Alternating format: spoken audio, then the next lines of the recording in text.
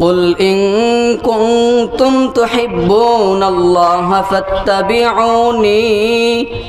يحببكم الله ويغفر لكم ذنوبكم والله غفور رحيم صدق الله العلي العظيم قال النبي صلى الله عليه وسلم من كان الله ورسوله وحب إليه مما سواهما الحمد لله এখন বয়ানের সময় নাই প্রিয় মহব্বতের ভাই সিরাজি সাহেবরে বসায় আমার বয়ান করার সুযোগ নয় তা উনি অনুরোধ করলো সেই জন্য বসলাম যাই হোক একটা আয়াত বলেছি এতটুকু বলেই শেষ করব আল্লাহ বলেন কুল ইন কুনতুম তুহিব্বুনাল্লাহা ফাত্তাবিউনি ইউহিব্বুকুমুল্লাহু ওয়া ইয়াগফির লাকুম যুনুবাকুম ওয়াল্লাহু গফুরুর রহিম আল্লাহ বলেন হে নবী আপনি বলে দেন যদি তোমরা আমাকে পাইতে চাও তাহলে আমি রাসূলকে অনুসরণ করো আমি রাসূলকে অনুকরণ করো যদি আমি রাসূলকে অনুসরণ করতে পারো অনুকরণ করতে পারো তাহলে আমি আল্লাহকে পায়া যাইবা আর আমি আল্লাহ তোমাদের সকল গুনাহ মাফ করে দেব রাসূলকে অনুসরণ করতে গেলে আমাদের রাসূলের সুন্নাত ধরতে হবে আজকে সকালেও ঢাকা গুলশানে রাসূলকে নিয়ে অবমাননা হলো অনেক মুসলিম এখনো জানেই না মনে রাখতে হবে দুনিয়ার মধ্যে সব কিছু উল্টে যাইতে পারে আমার রাসূল একদিকে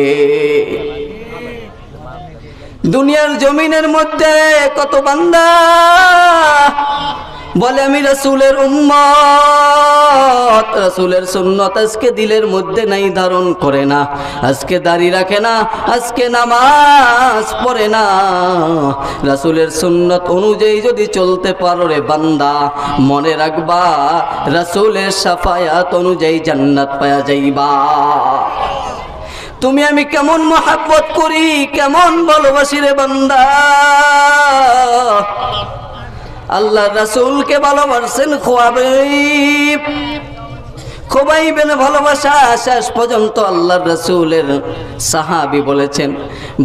খোবাইব তুমি যদি চাও তাহলে তোমাকে ছেড়ে দিয়ে আল্লাহর রাসূলকে আমি হত্যা করব খোবাইব বলে না না আল্লাহর কসম মদিনার এলাকায় আনাচে কানাচে যদি রাসূল আমার হাঁটে রাসূলের পায়ে যদি কাটা পরিমাণ বিন্দু হয় আমি খোবাইব নিজের জীবনের বিনিময়ে রাসূলকে হত্যা করতে পারবো না কেমন সাহাবী ছিল আর আজকে বাংলার জমিনে রাসূলকে নিয়ে অবমাননা হয় কটূক্তি হয় তুমি আমি মুসলমান ঘরে বৈশা মনে রাখবা যে 63 বছর রাসূল দাওয়াত দিয়া গেছে যদি কিয়ামতের ময়দানে বলে রে উম্মত যেই দিন তোমার জন্য রেখে আসছি যেই দিন আমানত সহকারে রেখে আসছিলাম আজকে সেই দিন যদি বুঝায়া দাও আমার সুন্নাত বুঝায়া দাও তখন বান্দা তোমার কোনো উপায় থাকবে না সেই জন্য আজকে থেকে মনে রাখ হবে রাসূলের সুন্নাত অনুযায়ী চলবো কে দুহাত তুলে আল্লাহকে দেখাই আল্লাহ তাআলা সকলকে রাসূলের সুন্নাত অনুযায়ী আমল করার তৌফিক দান করুক।